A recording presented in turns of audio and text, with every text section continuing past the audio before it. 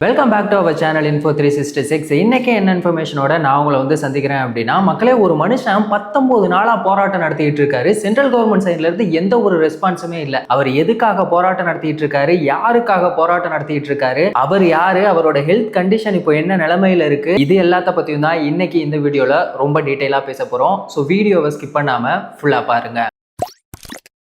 அவரோட பேர் என்ன அப்படின்னு சொல்லி பார்த்தோம்னா சோனம் வாங்சுக். இவருடைய நோக்கம் என்ன அப்படின்னு சொல்லி பார்த்தோம்னா, இவர் ஸ்டார்டிங்லேயே ஒரு மிகப்பெரிய சயின்டிஸ்ட், அது மட்டும் இல்லாம ஒரு சமூக ஆர்வலர், கல்வி சீர்திருத்தவாதி அப்படின்னு தான் சொல்லணும். இவர் இப்ப எதுக்காக போராட்டம் பண்ணிட்டு இருக்காரு அப்படின்னு சொல்லி பார்த்தோம்னா, இந்த நீட் எக்ஸாம் வேணாம் அப்படின்னு சொல்லிட்டு தமிழ்நாடு மட்டும் இல்ல இந்தியா முழுக்க எல்லாருமே சொன்னாலும் இந்த ஒரு விஷயத்தினால இப்போ எல்லாருமே பாதிக்கப்பட்டு இருக்காங்க. ஸோ இந்த நீட் எக்ஸாம் இப்போ ரீசெண்டா நடந்துச்சு இல்ல, அதோட கொஸ்டின் பேப்பர் லீக் ஆயிருக்கு, அதுல ஃபோர்ஜரி நடந்திருக்கு அப்படின்னு சொல்லிட்டு மத்திய கல்வி அமைச்சரை பதவி நீக்கம் பண்ணணும் அப்படின்னு சொல்லிட்டு தான் என்ன பண்ணியிருக்காருன்னா இவர் இந்த போராட்டத்தை பண்ணியிருக்காரு. சரி, ஓகே, இவர் யாரு அப்படிங்கிறத ஃபர்ஸ்ட் தெரிஞ்சுக்கலாம். நம்ம எல்லாருக்குமே, அதாவது ஒரு விளாகரா இருக்கட்டும், இல்ல ரைடரா இருக்கட்டும், இல்ல டிராவல் லவரா இருக்கட்டும், எல்லாருக்குமே ஒரு தடவையாவது இங்க போயிட முடியாதா அப்படின்னு சொல்லி நினைக்கிற ஒரு இடம் தான் லடாக். அங்கதான் இவர் பிறந்திருக்காரு. அங்க பாத்தீங்கன்னா அவர் படிக்கும் போது பள்ளிக்கூடமே கிடையாது. அதனால அவங்க அம்மா என்ன பண்ணிருக்காங்கன்னா அவரோட 9 வயசு வரைக்குமே அவங்க தான் அவங்களுடைய அந்த மதர் டங் இருக்குல்ல, அவங்களுடைய தாய்மொழியை சொல்லி கொடுத்து வளர்த்திருக்காங்க. அதுக்கப்புறமா வேற ஸ்கூல்ல போய் ஜாயின் பண்ணும்போது அவருடைய தாய்மொழி வேற, அவர் படிச்ச மொழி வேறையா இருக்கும்போது அது அவருக்கு ரொம்பவே சிரமமா இருந்திருக்கு. அதனால டீச்சர்ஸ் எல்லாம் என்ன முடிவு பண்ணிட்டாங்க அப்படின்னா, இவருக்கு படிப்பே வராது அப்படின்னு சொல்லி முடிவு பண்ணிட்டாங்க. ஆனா அவர் ரொம்பவே நல்லா படிக்கக்கூடியவர். அதுக்கப்புறமா என்ன பண்ணிருக்காருன்னா அவருக்கு பிடிச்ச ஒரு ஸ்கூல்ல போய் அவர் ஜாயின் பண்ணிருக்காரு. அதுக்கப்புறமா தான் அவர் என்ன பண்ணிருக்காருன்னா இன்ஜினியரிங் முடிச்சிருக்காரு. சின்ன வயசுலயே அவருக்கு தெரிஞ்சிருக்கு ஒரு மொழியில இருந்து வேற மொழியை படிக்கும் போது அப்போ ஒரு மாணவனா நம்ம என்ன மாதிரியான டிஃபிகல்டிஸ் எல்லாம் ஃபேஸ் பண்றோம் அப்படிங்கறத அவர் அப்பவே நல்லா தெரிஞ்சிருக்காரு, புரிஞ்சிருக்காரு. அதனாலதான் இப்போ நீட் எக்ஸாம்னால மாணவர்கள் எந்த அளவுக்கு பாதிக்கப்படுறாங்க அப்படிங்கிறது அவருக்கு நல்லாவே தெரியுது. சரி, ஓகே, இப்போ இந்த நீட் எக்ஸாமால என்ன பிரச்சனையா இருக்கு அப்படின்னு சொல்லி பார்த்தோம்னா 11க்கும் மேற்பட்டவர்கள் சூசைட் அட்டம் பண்ணிருக்காங்க. சோ பாதிக்கப்பட்ட அந்த குடும்பங்களுக்கு எல்லாம் ஒவ்வொரு குடும்பத்துக்குமே 1 கோடி கொடுக்கணும் அப்படிங்கிற மாதிரி இவர் சைட்ல இருந்து சொல்லியிருக்காரு. இவருடைய கோரிக்கை அப்படிங்கிறது என்ன பொறுத்த வரைக்கும் நியாயமானது. ஏன்னா இந்த நீட் எக்ஸாம் வேணான்னு தானே சொல்லிட்டு இருக்கோம். சோ இதுக்கு இந்த மெடிக்கல் என்ட்ரன்ஸ் எக்ஸாம் வைக்கிறேன் அப்படின்னு சொல்லிட்டு எத்தனை மாணவர்களோட உயிரை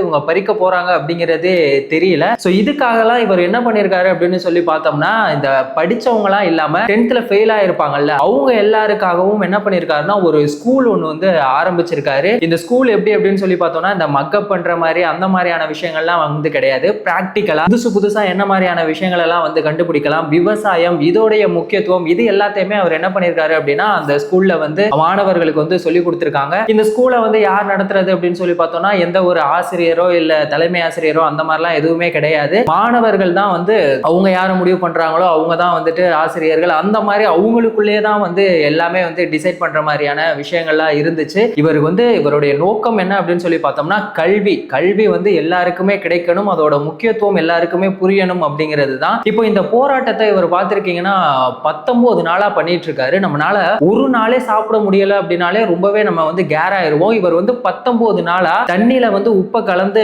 குடிச்சிட்டு இருந்திருக்காரு. சோ இதனால இவருடைய ஹெல்த் கண்டிஷன் அப்படிங்கிறது இப்போ ரொம்பவே மோசமா இருக்கு. இவரோட பிளட் பிரஷரா இருக்கட்டும், இல்ல இவருடைய பிளட் சுகர் எல்லாமே 67 அந்த லெவல்ல தான் இருக்கு. இது ரொம்பவே டேஞ்சரான ஒரு விஷயம். இவருக்கு சீக்கிரமா சாப்பாடு கொடுக்கணும் அப்படின்னு சொல்லிட்டு யார் சொல்லியிருக்காங்கன்னா ஹைகோர்ட்ல இருந்தே சொல்லியிருக்காங்க. இருந்தாலும் இவருடைய நோக்கம் என்ன பண்ணிருக்கணும்னா அந்த மத்திய கல்வி அமைச்சரை பதவி நீக்கம் பண்ணணும், இந்த முறைகேடு நடந்திருக்கு அப்படிங்கறத இவர் இந்த போராட்டத்துல இவர் இந்த உண்ணாவிரத போராட்டத்துல ரொம்பவே தீவிரமா இருக்காரு அப்படின்னு தான் சொல்லணும். அவருடைய நெருங்கிய வட்டாரங்கள் என்ன சொல்றாங்க அப்படின்னு சொல்லி பார்த்தோம்னா, என்னோட போராட்டம் எனக்கு இது புதுசு கிடையாது. இவர் இதுக்கு முன்னாடி பாத்தீங்கன்னா 6 முறை இந்த மாதிரி உண்ணாவிரதம் போராட்டம் பண்ணியிருக்காரு. அது மட்டும் இல்லாம நான் 6 வாரம் போராட்டம் பண்ணுவேன், இல்லைன்னா மரணமே நடந்தாலும் சரி இதுக்கான ஒரு முடிவு கிடைக்கணும் அப்படிங்கிற இவருடைய உடம்பு இருக்க கண்டிஷன்ல இப்ப அவரால் எந்திரிச்சு நிக்க கூட முடியாது. யாராவது துணைக்கு இருந்தா மட்டும்தான் அவரால் எந்திரிச்சு நிக்க முடியும். அந்த ஒரு சிச்சுவேஷன்ல இருக்கும் போதும் கூட அவருடைய மன உறுதி அப்படிங்கிறது பாத்தீங்கன்னா ரொம்பவே வலிமையான ஒரு விஷயமா இருக்கு. இதை நம்ம அவர்கிட்ட இருந்து கத்துக்கக்கூடிய ஒரு விஷயமா இருக்கு. இன்னொரு பக்கம் அதே ரத்தம் அப்படித்தான் இருக்கும் அப்படிங்கிற மாதிரி இவருடைய அப்பா கிட்ட இருந்துதான் இவருக்கு இந்த உண்ணாவிரதம் போராட்டம் பண்றது அப்படிங்கறதெல்லாம் வந்துச்சா இல்லையான்னு தெரியல. 1984ல லடாக் மக்களுடைய உரிமைக்காக இவர் ரொம்பவே அவங்க அப்பா ரொம்ப போராடி இருக்காரு. அப்போ யாரு பிரதமரா இருந்தாங்க இருந்தாங்க அப்படின்னு சொல்லி பார்த்தோம்னா இந்திரா காந்தி. அவங்க வந்து அந்த போராட்டத்துல அவருக்கு ஜூஸை கொடுத்து அந்த உண்ணாவிரத போராட்டத்தை வந்து முடிச்சு வச்சாங்க. ஸோ அப்பையில இருந்தே இப்போ வரைக்குமே என்ன பண்ணிட்டு இருக்காங்க அப்படின்னு சொல்லி பார்த்தீங்கன்னா, அப்பாவா இருக்கட்டும் இல்ல இவரா இருக்கட்டும், தொடர்ந்து மக்களுக்காகவும் மக்களுக்கான உரிமைக்காகவும் இவங்க வந்து போராடிட்டு இருக்காங்க. இப்போ இவருடைய கொள்கை என்ன அப்படின்னு சொல்லி பார்த்தோம்னா, இந்த நீட் எக்ஸாமை வந்து ரத்து பண்றது இது ஒரு பக்கம் இருந்தாலும், இன்னொரு பக்கம் லடாக்கை வந்து எங்களுக்கு ஒரு தனி மாநிலமா அந்த அங்கீகாரம் எங்களுக்கு கிடைக்கணும், சுற்றுச்சூழல் பாதுகாப்பு எங்களுக்கு வேணும் அப்படிங்கிறதுமே பாத்தீங்கன்னா அவருடைய கோரிக்கையா இருக்கு. லடாக் மக்களுக்காக இவர் என்ன பண்ணிருக்காரு அப்படின்னு சொல்லி பார்த்தோம்னா, இந்த கிராமத்துல இருக்கவங்களுக்கு எல்லாம் வந்து அடுப்பு இருக்குல்ல, சோலார் அடுப்பு வந்து என்ன பண்ணிருக்காருன்னா கண்டுபிடிச்சு கொடுத்திருக்காரு. அது மட்டும் இல்லாம சிமெண்டே இல்லாம வீடு கட்டுறது, இந்த மாதிரி மக்களுக்கு நிறைய விஷயங்களை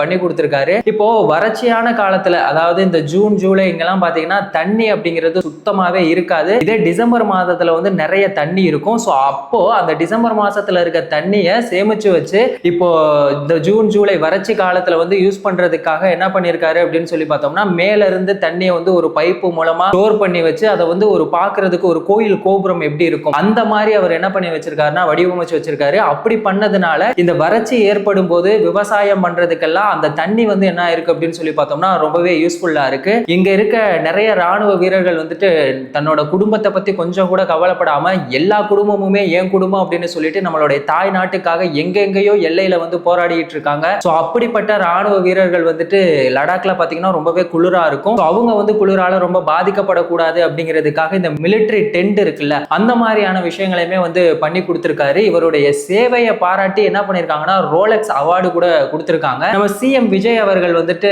அவருடைய மூவி எல்லாமே வந்து ஃபேவரட்டா தான் இருக்கும். அதுல இந்த நண்பன் படம் வந்து எமோஷனலா எல்லாரோடையுமே வந்து கனெக்ட் ஆகும். ஃப்ரெண்ட்ஷிப் அது எல்லாமே வந்து ரொம்பவே சூப்பரா சொல்லியிருப்பாங்க.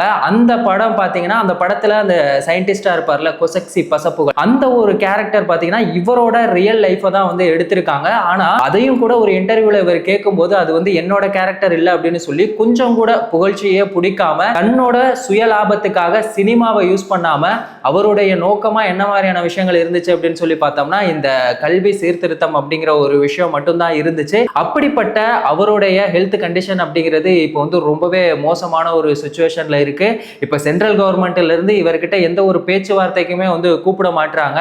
இப்போ அரவிந்த் கெஜ்ரிவால் அவர் என்ன சொல்லியிருக்காரு அப்படின்னா, மத்திய கல்வி அமைச்சரா நீங்களே வரலாம் அப்படிங்கிற மாதிரி ஒரு விஷயத்த சொல்லியிருக்காரு. உண்மையிலே அந்த மாதிரி வந்தா நல்லா தான் இருக்கும். ஏன்னா மக்களுக்கு தொடர்ந்து நல்லது பண்ணிட்டு இருக்க, கல்வியோட வேல்யூ என்ன அப்படிங்கிறத ரொம்ப நல்லா தெரிஞ்ச இந்த மாதிரியான ஒருத்தர் வந்தா நல்லா தான் இருக்கும். ஆனா இப்போ அவரோட ஹெல்த் கண்டிஷன் அப்படிங்கிறது இப்போவோ அப்போவோன்னு ரொம்பவே ஒரு மோசமான ஒரு நிலைமையில இருக்கு. ஸோ இந்த நீட் எக்ஸாமுக்கு சென்ட்ரல் கவர்மெண்ட்ல இருந்து என்ன மாதிரியான முடிவுகள்லாம் எடுக்க போறாங்க அப்படிங்கிறத நம்ம பொறுத்திருந்து பார்ப்போம். ஸோ இவரை பத்தி நீங்க என்ன நினைக்கிறீங்க அப்படிங்கிறத மறக்காம கமெண்ட் செக்ஷன்ல சொல்லுங்க.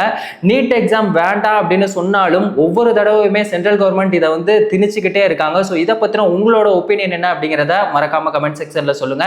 இந்த மாதிரி எந்த ஒரு இன்ஃபர்மேஷனா இருந்தாலும் அதை 10 நிமிஷத்துல ரொம்ப ஈஸியா டீட்டெயிலா தெரிஞ்சுக்கணும்னா நம்ம சேனலை மறக்காம சப்ஸ்கிரைப் பண்ணுங்க, உங்க ஃப்ரெண்ட்ஸுக்கு ஷேர் பண்ணி சப்போர்ட் பண்ணுங்க. வேறொரு வீடியோல வேறொரு இன்ஃபர்மேஷன்ல திரும்பவும் சந்திக்கலாம்.